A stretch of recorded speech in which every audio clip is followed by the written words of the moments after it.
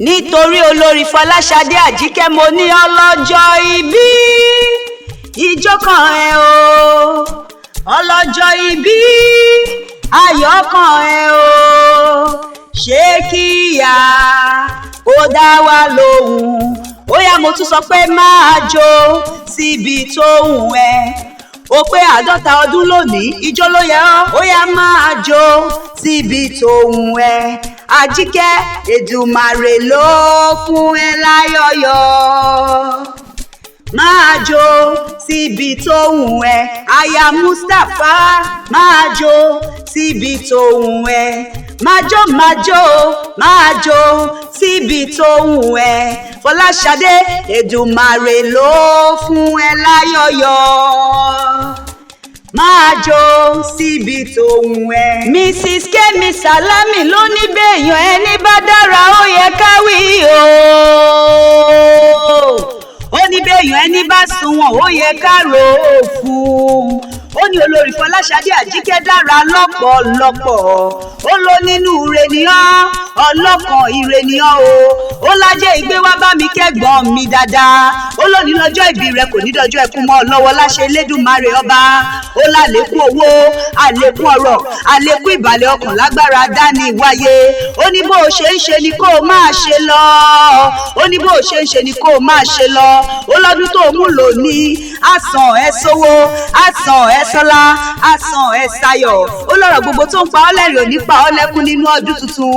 Ṣíbí ilé rẹ ò ní dín àwo ilé rẹ ò ní fọ́ korogodo. Kemi Salami ní ẹ̀gbọ́n mi àtàtà okú ayọ̀ okú ọdún àṣeyíṣe mí ìsílágbára dání wáyé. Ó ní lọ́lá ọkàn ayé rẹ ò ní kan lọ́lá èjì ò ní jì sọ́fìn ayé. Ó ní lọ́lá ẹ̀ta Ajike ayé rẹ ò ní ta lọ́lá ẹ̀rin aya Mustapha ò ní rìnà sọnù lọ́lá àrùn ayé rẹ ò ní run nínú ọdún tuntun. Ó ní bó ti wù kó o pẹ́ láyé tó ó ní kò sí bó ti wù kó o pẹ́ láyé tó ó ní rí un gbé sọnù bí ó ṣe bí ọmọ. Àwọn ọmọ rẹ ò ní yàn kú ọkọ rẹ ò ní dọkọ lọkọ.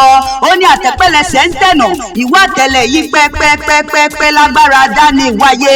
Folashade Ajike orógbó ajé ogbó àtọ̀ ajé òtọ́ obì ajé òbí kù dànù dandan owó àwa òwálé ọlá àwa òwálé àláfíà tàìkú tí ṣe baálẹ̀ ọrọ̀ àfilé rẹ̀ ṣe bùgbé nínú ọdún tuntun. Olórí Folashade Ajike mo ní eré gbogbo wá dilé o eré gbogbo dínú pálọ̀ àwọn bàbá tó gbé bí ọlọ́mọ gẹ́gẹ́ bí a ti fi rán mi. Mrs Kemi Salami ló ní kí n bá òun kí ọ bí ológun ẹrú.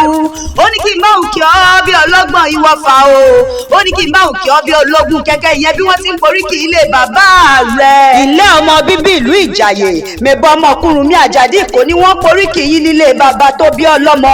Ìwọ lọmọ Ijaye ọmọkùnrin mi Àjàdí kò kùnrin mi ti kú mọ́ lọ́wọ́ ti kú mọ́ lẹ́nu. Ajike ààrẹ ń pè ọ́ òun dífá bífá rẹ̀ ò bá fọre tààrẹ bá fọre kọ́ nínú ilé bàbá tó bí ọlọ́mọ gọ́gọ́. Ọlọ́jọ́ ìbí òní o mo ní o dákun máa gbọ́ bí mo ṣe ń pèrè àwọn bàbá tó bí ọlọ́mọ gọ́gọ́. Mẹ́bà rẹ̀ ló rà kìtàn tó rè é mádìyẹ bọ̀ wálé kò jí bẹ́ẹ̀ ni kò rí e nínú ilé bàbá tó bí ọlọ́mọ. Adìyẹ ló ṣàgbákò aládìyẹ ń lọ́gùn ààrẹ ń lọ́ta bàrẹ̀ bá fúnni ládìyẹ sí á sì fi gbòdìdì ẹ̀rọ lọ́wọ́ ẹni. Folashade ìlà tìrì lákó ikọ̀ tìrì wẹ̀wẹ̀ jẹ. Aya Mustapha ìwọ̀ tìrì pẹja òkè tìrì máa wò nínú ilé àwọn bàbá tó gbé bí ọlọ́mọ gọ́gọ́. Ògiri tìrì wo àgbò tìrì kàn nínú ilé bàbá rẹ̀. Ọlọ́jọ́ ìbí òní ọkà bàbá tìrì wo lóko lójú mẹ́bí wọ́n ní bọ́mọdé ò bá bàgbà jẹun tí tìrì ló ń tìrì nínú ilé àwọn bàbá rẹ̀. Aya Mustapha bóyá díẹ̀ tún bá ọ délé ọkọ tó fẹ́ ọ láya torí wọn lẹ́nu ire ni wọ́n o. Àwọn lọmọ wọn níjẹ̀bú òde ìjẹ̀bú ńlẹ̀ ọmọ eré níwà ọmọ adúrúmádé ní Ilishan adúrúmọ̀ṣù pẹ̀dìyẹ jẹ́. Àwọn lọmọ aládìyẹ ògbògbò mọ̀nìgà tí ìfẹ̀yìntì ẹ̀yẹ bí awó kẹ̀ǹgbẹ́. Àwọn lọmọ mọ̀rẹ́yẹ tán wò rókò ìgbà yẹ arókò tán ẹ̀yẹ ti fò lọ nínú ilé ọkọ tó fẹ́ ọ láya. Àwọn lọmọ onígbò máa dé o ọmọ onígbò máa wọ̀ àjòjì tó bá wọ gbòòrò yóò dẹni ẹbọra nílé ọkọ tó fẹ́ ọ láya. Ọmọ oníṣu lé wọn lọ́bẹ ọbẹ̀ tó wà ń lé ń gúnbọ nínú ilé ọkọ rẹ̀.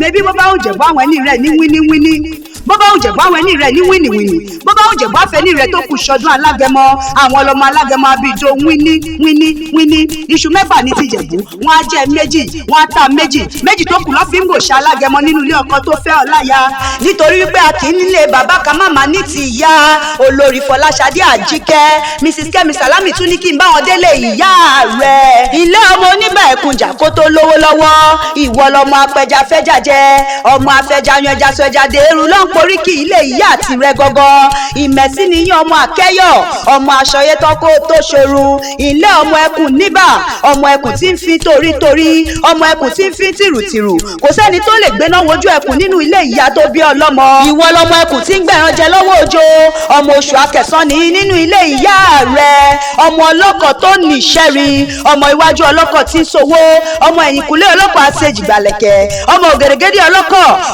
ọlọ́kọ̀ àtọ̀ yẹbẹyẹbẹ létí omi ìwọ lọmọ káfọ̀ páwá káfọ̀ jẹ̀wá kásọ̀ panu kásọ̀ jẹ̀nù káfọ̀ ògèrègèdè owó wa kọjá lè ṣẹ́rí ọmọ kìtìgbé wa ló gbére nínú ilé ìyá tó bí ọlọ́mọ gangan mo ní ìwọ ti ṣọdún òní náà o 50 ọdún tó ṣe lénìí kò ní bọ́mọ aráyé nínú ọdún tuntun ìwọ tó ṣe 50 wàá ṣe 60 wàá ṣe 70 wàá ṣe títí lórí 150 lágbára dání wáyé.